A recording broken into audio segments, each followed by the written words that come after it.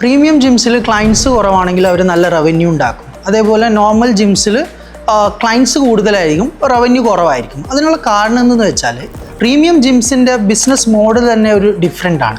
അവർ clients കുറവാണെങ്കിലും അവരെന്ത് ചെയ്യും, കൂടുതൽ കാര്യങ്ങൾ സെല്ല് ചെയ്യും. ലൈക്ക് പേഴ്സണൽ ട്രെയിനിങ് ആയിരിക്കും അവർ മെയിൻലി പ്രൊമോട്ട് ചെയ്യുക. അതേപോലെ അവർ സപ്ലിമെൻറ്റ്സും പ്രോഡക്ട്സും സെല്ല് ചെയ്യും.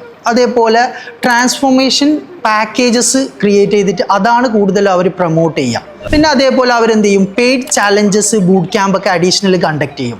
അപ്പോൾ ഇതൊക്കെ സെല്ല് ചെയ്യുമ്പോൾ അവർക്ക് കുറച്ച് ക്ലയൻസ് ആണെങ്കിലും നല്ല റവന്യൂ ജനറേറ്റ് ചെയ്യാൻ പറ്റും.